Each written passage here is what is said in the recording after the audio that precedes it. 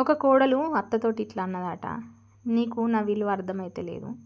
నీ ఇంట్లో అడుగుపెట్టినప్పటి నుండి ఒక బిడ్డ లెక్క మసులుకుందామని నేను ఎంత ప్రయత్నించినా నువ్వు నన్ను గింత టార్చర్ చేసుడు అది నీకు కరెక్ట్ కాదు, నీకు కూడా మంచిది కాదు. నీ ఇంటికి వచ్చిన ఆడపిల్ల ఇట్లా ఏడ్చుడు. నీ ఇంట్లో అడుగుపెట్టినప్పటి నుండి నేను తిండి తినక ఎంత ఏడ్చి కడుపు మార్చుకొని ఏడ్చుకుంటా వండుకుంటే నా కన్నీళ్ళు నా చెవుల నిండి నా పరుపులు ఎట్లా కొట్టుకపోయినాయో నాకు తెలుసు. నేను ఒంటరిగుండి ఏడ్చినప్పుడు నా దేవుడు చూసిండు కావచ్చు, కానీ ఇంత అన్యాయం పనికిరాదు. అది నీకు కూడా మంచిది కాదు. అయినా నేనే అత్తనైపోయినా, నువ్వే కోడలు అయిపోయాను. పిచ్చి దాని లెక్క నేను నీ చుట్టూ తిరుగుతున్నా, కానీ నీకు నా విలువ అర్థమైతే లేదు. బయట కోడళ్ళని చూస్తే అత్త మమ్మల్ని దేక్తలేరు, ఎడమకాలతో కూడా మర్రేయడానికి ఇష్టపడతలేరు. అయినా నేను బిడ్డ లెక్క మసులుకోవడానికి ప్రయత్నిస్తే నీకు కళ్ళు నెత్తికెక్కి ఇట్లా ఎత్తున్నావు కదా. నీ అత్త కూడా నీతో ఇట్లనే చేసి ఉంటే అసలు నీకు ఈ బంధమే ఉండకపోయేది. నువ్వు అత్త అనే స్థాయికి రాకపోదు, ఈ కోడలనే బంధమే నీకు ఒకటి ఉండకపోయేది కదా. కానీ నీ అత్త నీతో అట్లా ప్రవర్తించలేదు కాబట్టి నీకు ఈ స్థాయి వచ్చింది కదా అని అడిగిందట.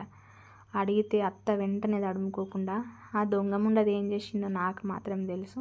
అది నన్ను ఎంత నరకం చేసింది, అది నన్ను ఎంత టార్చర్ చేసింది నీకేం తెలుసు. అది చేసిన టార్చర్లా నేను నిన్నేమన్నా ఎంత టార్చర్ పెట్టినా, అది చేసిన టార్చర్లా నేను ఏ కానలేదు చారనలేదు, నేను గింతంతా కూడా ఏమంటలే, గింతకే నువ్వు ఇంత రాద్దంతం చేస్తున్నావని అన్నదట ఈ అత్తమ్మ.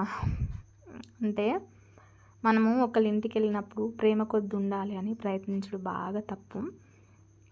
ఎందుకంటే శివగామి ఉంటుంది చూడండి, బాహుబలి సినిమాల హీరోయిన్ రమ్యకృష్ణ, శివగామి తల్లి క్యారెక్టర్. ఆమె ఏమంటుంది, ఇది నా మాటే శాసనం అంటది. అట్లనే మనము ఆ ఇంట్లో నెగలాలి అంటే ఆ శాసనాల గ్రంథాలన్నీ తెప్పించుకొని చదివి మనము పెద్ద ఎక్స్పర్ట్ అయ్యి ఒక తత్వవేత్త లెక్క అయితే మాయల మరాఠీ అయితే మాత్రం నెగులుతాం కావచ్చు. కానీ మనము ఆ శాసనాల గ్రంథం చదివే క్రమంలో మన జుట్టు పచ్చబడి పైపోతాం కావచ్చు. వయసు పెరిగే కొద్ది జుట్టు తెల్లబడుతుంది, కానీ ఆ గ్రంథాలు చదివితే జుట్టు పచ్చబడి పైకే పోతారన్నమాట. ఇంకో ఆప్షన్ ఏముండదు. అట్లుంటుంది మళ్ళా కొందరు అత్తలతోటి ముచ్చట. సో మీ అత్తలతోటి ముచ్చట్లు ఎట్లున్నాయి కామెంట్ చేయర్రి. ఎవరు సీరియస్గా తీసుకోకండి దీన్ని.